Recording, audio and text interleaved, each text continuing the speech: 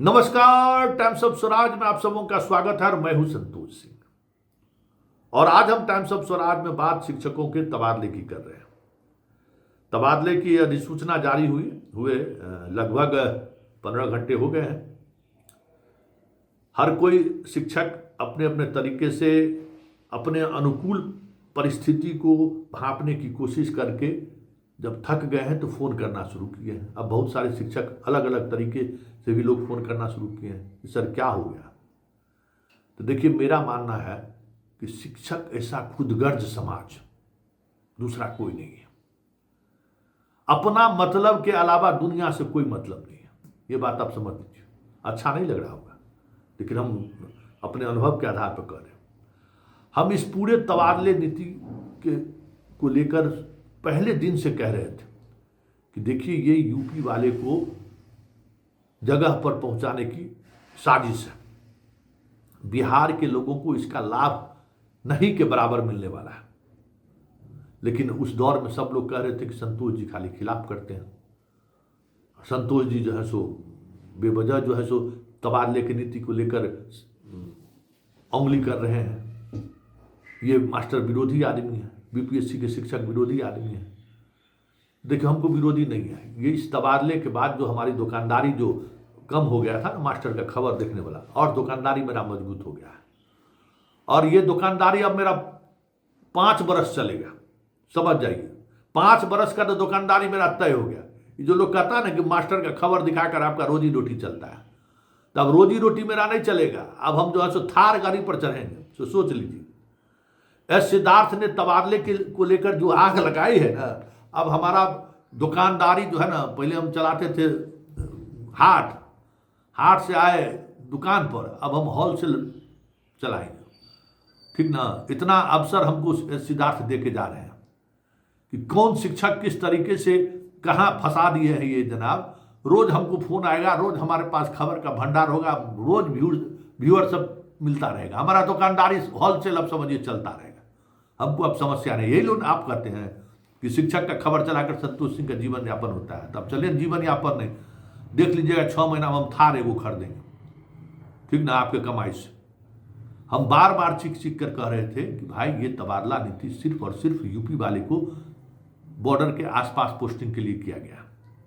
जितने पूरे बिहार में यूपी के शिक्षक शिक्षिकाओं का पोस्टिंग हुआ था, वो सब अपने घर के आसपास 5-6 घंटा, 7 घंटा, 8 घंटा, 12 घंटा की दूरी पर जाने के लिए जो लॉबिंग किया था, उसी लॉबिंग के तहत इनका ट्रांसफर पोस्टिंग हुआ है। मुझे मालूम है ना कि प्रशासनिक स्तर पर जो यूपी के लोग हैं, जुडिशियरी में जो लोग हैं, वो किस स्तर पर सरकार पर दबाव बनाए हैं, और उस दबाव का नतीजा है। तो हम बिहारी बकचोंधर हैं, हम बिहारी अपने स्वार्थ में अंधा हैं। जिस समय में अदर स्टेट की बहाली की बात हुई थी, उस समय में भी खेल यही था। तो बहाल होकर आ गया, अब उसको अनुकूल पोस्टिंग भी हो गई।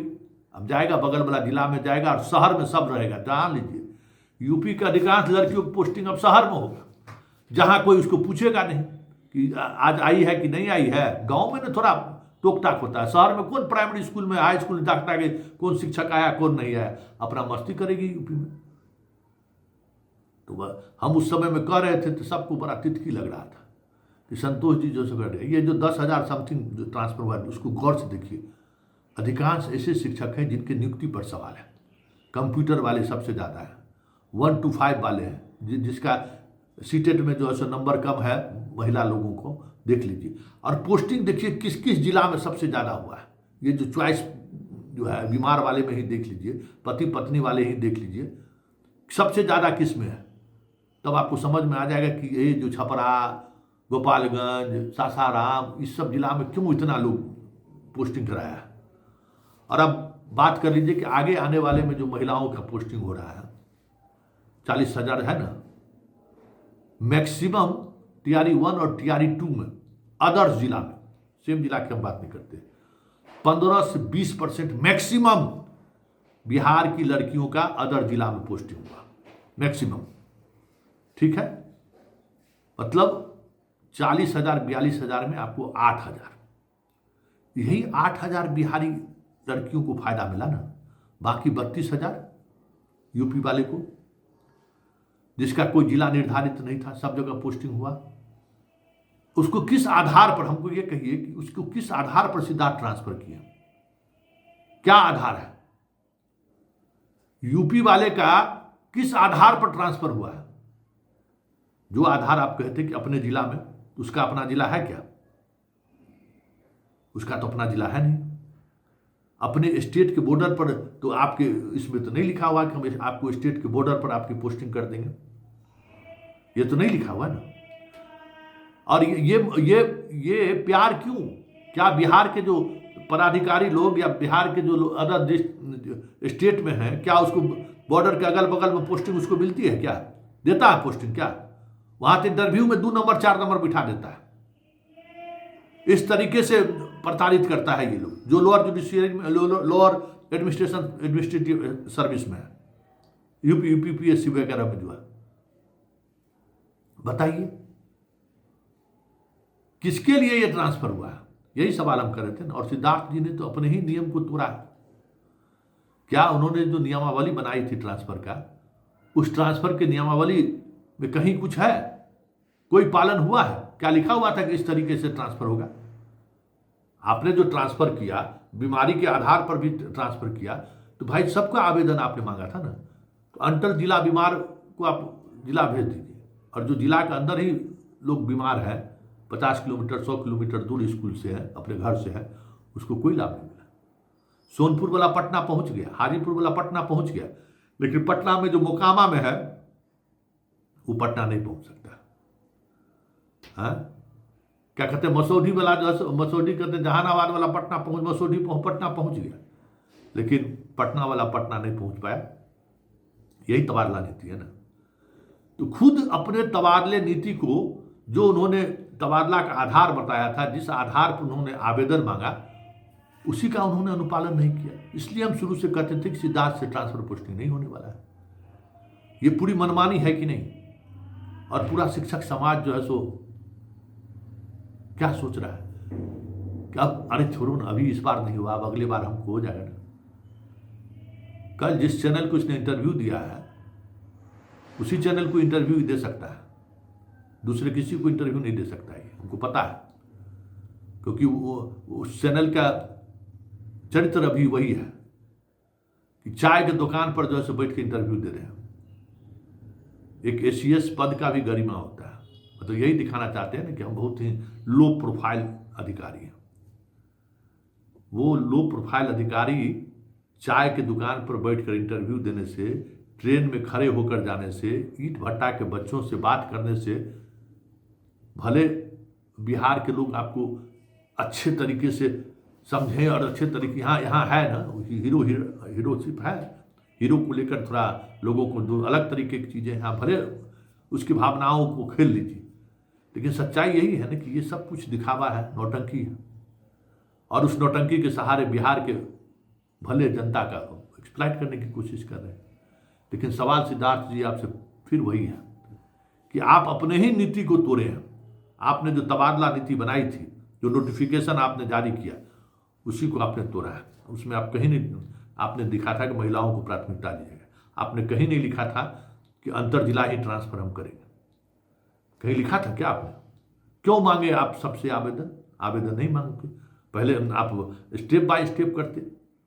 और शिक्षकगण, हम आपको दावे के साथ कह रहे हैं, इस आदमी ने जो 2 कंडिका जोड़ा है ना शपथ पत्र देने के लिए, पहला शपथ पत्र है कि जो साक्ष्य होगा, अगर गड़बड़ी हुआ तब पर कार्रवाई करेंगे। दूसरा है कि आपको अनुकूल पोस्टिंग नहीं हुआ और जिला में कर दिए हैं तो आपको स्वीकार करना होगा।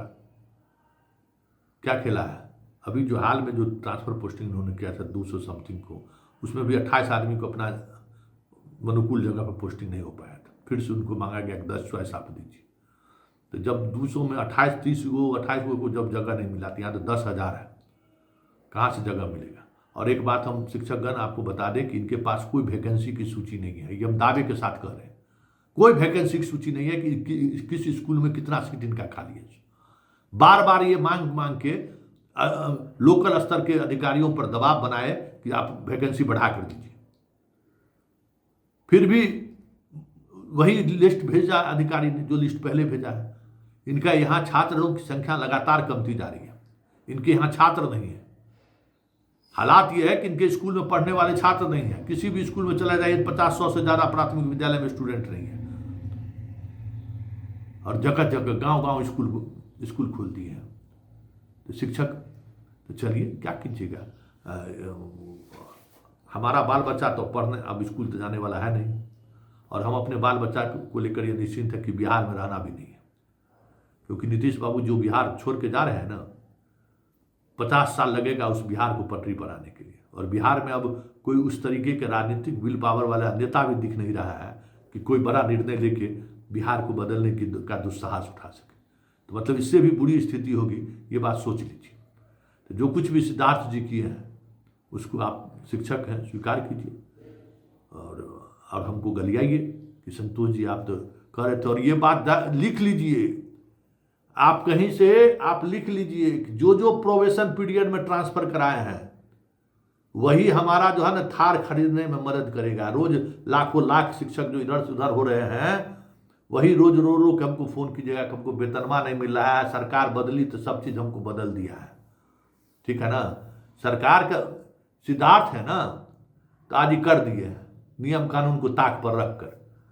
लेकिन जैसे ही सिद्धार्थ बदलेंगे, दूसरा जैसे पाठक बदले तो सब नियम कानून बदल दिया सिद्धार्थ ना, और जिस दिन सिद्धार्थ बदलेंगे उस दिन जो नियम कानून एसीएस बदल दिया, और जो जो इस ट्रांसफर का लाभ लिया उस पर पेच फंस गया, तो वो दुर्दशा होगा ना बाबू।